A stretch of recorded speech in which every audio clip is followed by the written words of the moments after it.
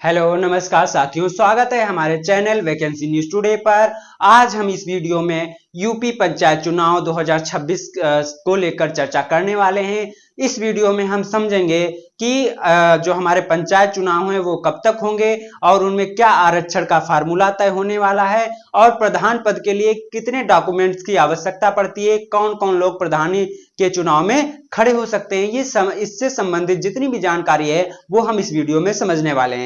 सबसे पहले हम यहां पर समझेंगे कि प्रधान बनने के लिए कौन सी योग्यता होनी चाहिए, यानी कि कौन सी योग्यता, अगर कोई भी प्रधानी का चुनाव लड़ना चाहता है तो वो कौन से मानकों को पूर्ण करे, उसके बाद ही वो प्रधानी का चुनाव लड़ सकता है। सबसे पहले यहां पर बात करें एज की, तो न्यूनतम आयु जो है वो 21 वर्ष की होनी चाहिए। अगर आप 21 वर्ष से कम हैं तो आप प्रधानी के चुनाव में खड़े नहीं हो सकते, आप इसका पर्चा यानी कि इसका जो फॉर्म है वो अप्लाई नहीं कर सकते। दूसरी बात है, उम्मीदवार जो है भारतीय नागरिक होना चाहिए। अगर आप प्रधानी का चुनाव लड़ना चाहते हैं तो सबसे पहले आपको भारतीय नागरिकता का जो आपके पास प्रमाण पत्र है वो होना चाहिए।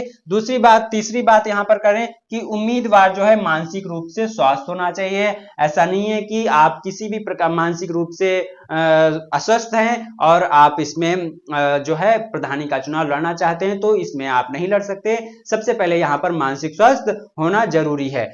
चौथी बात करें, उम्मीदवार का कोई आपराधिक रिकॉर्ड नहीं होना चाहिए। जो भी प्रधानी का चुनाव लड़ना चाहते हैं उन पर किसी भी प्रकार का कोई आपराधिक रिकॉर्ड दर्ज ना हो, ये सबसे बड़ी यहां पर जो है बात है। यहां पर अगर हम तीसरी बात करें तो उम्मीदवार दिवालिया या किसी बैंक या सहकारी संस्था का कर्जदार नहीं होना चाहिए। यानी अगर कोई भी व्यक्ति प्रधानी का चुनाव लड़ना चाहता है तो सबसे पहले जिस ग्राम पंचायत से वो चुनाव लड़ना चाहते हैं उसमें उनका जो है वोटर कार्ड में उनका नाम होना चाहिए, यानी कि उनके पास वोटर आईडी होनी चाहिए और इस पे किसी भी प्रकार की कोई शैक्षिक योग्यता नहीं मानी जाती है। यहाँ पर आप चाहे पढ़े लिखे हो या अनपढ़ हो तब भी आप इसमें प्रधानी का चुनाव लड़ सकते हैं।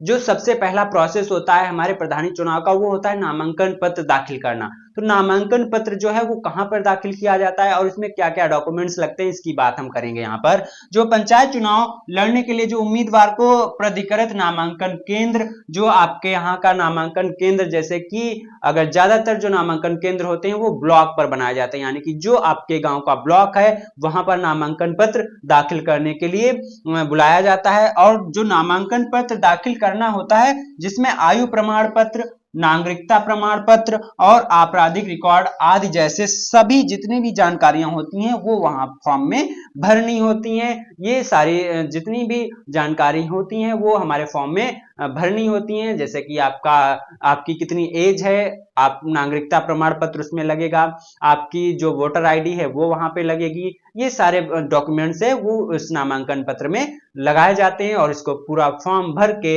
हमारे नामांकन केंद्र यानी कि आपके ब्लॉक पर इसको जमा कर दिया जाता है। यहाँ पर अगर हम बात करें ग्राम प्रधान की भूमिका के बारे में कि क्या भूमिका निभाता है ग्राम प्रधान अपने ग्रामीण के लोगों के लिए, अगर यहाँ पर हम बात करें तो ग्राम प्रधान जो होता है गांव का मुखिया होता है, यानी कि जो सबसे पहला मेंबर होता है हमारे गांव का वो ग्राम प्रधान होता है।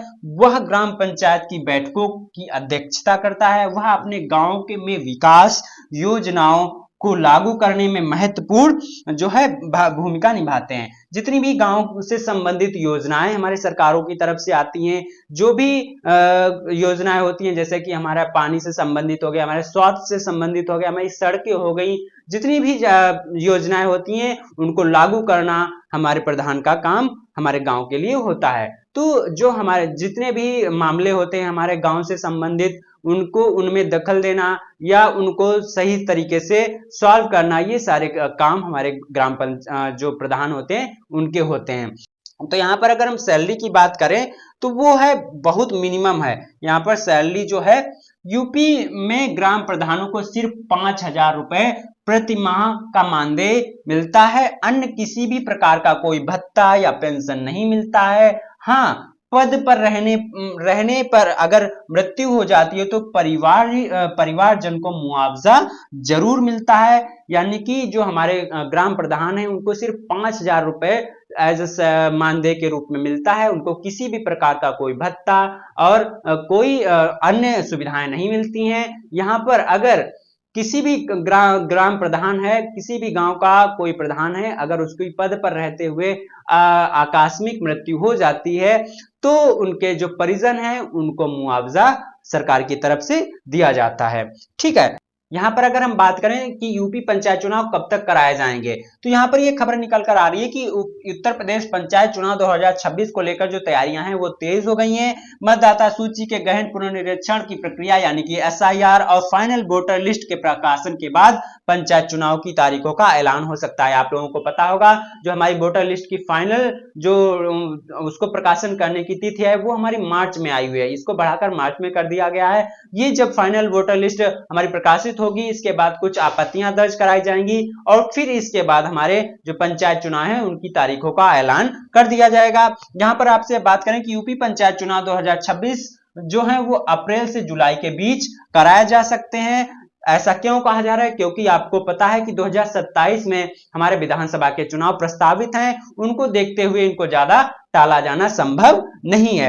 यहां पर अगर हम बात करें तो समय अवधि की जो यूपी में पंचायत चुनाव की प्रक्रिया समय अवधि के हिसाब से 25 मई 2026 से पूरी की जानी है, यानी कि जितने भी हमारे वर्तमान में प्रधान हैं उनकी जो समय अवधि है वो मई में कंप्लीट हो रही है, यानी कि मई में उनका जो कार्यकाल है वो समाप्त हो रहा है और कार्यकाल के समाप्त होने के पहले ही चुनाव जो है कराया जाता है। तो देखते हैं यहाँ पर इस बार कब तक होते हैं। फिर फरवरी या मार्च के अंत में चुनाव आचार संहिता लागू हो सकती है, यानी कि जो चुनाव के पहले आचार संहिता लागू होती है वो फरवरी या मार्च में लागू कर दी जाएगी। इससे संबंधित जो भी जानकारी होगी वो हम अपने वीडियो में सबसे पहले आपको प्रोवाइड करेंगे। यहां पर अगली अगर हम बात करें कि 2021 में कब हुए थे चुनाव, उन्हीं को देखते हुए उन्हीं की तर्ज पर इस बार भी कयास लगाए जा रहे हैं कि 2026 में भी इसी डेट पर कराए जा सकते हैं चुनाव। यूपी पंचायत चुनाव 2021 जो है वो 4 चरणों में कराए गए थे। 15, 19, 26, 29 अप्रैल को कराए गए थे। इसमें 13 लाख से ज्यादा उम्मीदवार प्रधान पंचायत सदस्य, क्षेत्र पंचायत सदस्य और जिला पंचायत सदस्य पदों के लिए थे, यानी कि 2021 में 4 चरणों में पंचायत चुनाव कराया गया था, जिसमें 15, 19, 26 और 29 अप्रैल को ये कराए गए थे। इसी को देखते हुए ये कयास लगाए जा रहे हैं कि जो हमारे 2026 के चुनाव हैं वो भी हमारे अप्रैल या मई में करा लिए जाएंगे। ठीक है, यहाँ पर अगली अगर हम बात करें कि जो यूपी पंचायत चुनाव है उसमें आरक्षण में कोई बदलाव होगा या नहीं, तो यहाँ पर कुछ खबर निकल कर आ रही है कि सरकार आगामी त्रिस्तरीय पंचायत चुनाव की सीटों के आरक्षण में बदलाव किए बिना ही करवाने की तैयारी में है। इसका मतलब है कि 2026 के त्रिस्तरीय पंचायत चुनाव में सीटों का आरक्षण 2021 के चुनाव के तर्ज पर ही होगा। इसकी एक वजह यह भी है कि पंचायत चुनाव 2026 में ओबीसी आरक्षण के लिए समर्पित पिछड़ा वर्ग आयोग के गठन का प्रस्ताव पिछले कई महीनों से शासन में लंबित पड़ा है, यानी कि यहाँ पर जो आरक्षण तय करने के पहले कुछ मानक पहले डिसाइड किए जाते हैं, उसमें एक जो है वो पिछड़ा वर्ग को जो हमारा ओबीसी को समर्पित पिछड़ा वर्ग आयोग और दूसरा है परसीमन, इन सभी चीजों को कंप्लीट कराया जाता है, लेकिन ये अभी तक कंप्लीट नहीं कराया गया है।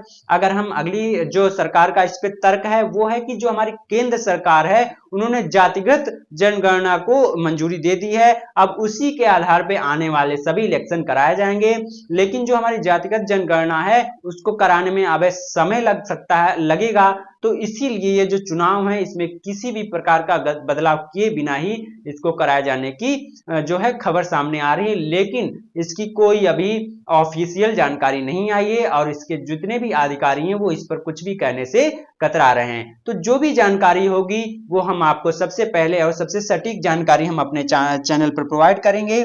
इससे संबंधित जो भी कोई जानकारी होगी वो हमने अपने चैनल वैकेंसी न्यूज़ टुडे पर आपको सबसे पहले और सबसे सटीक जानकारी प्रोवाइड करेंगे। और अगर आपको हमारी ये जानकारी अच्छी लगी हो तो आप हमारे चैनल को सब्सक्राइब कर सकते हैं ताकि जब भी कोई नया अपडेट आए सबसे पहले आपको नोटिफिकेशन मिले। मिलते हैं नेक्स्ट वीडियो में, तब तक के लिए नमस्कार।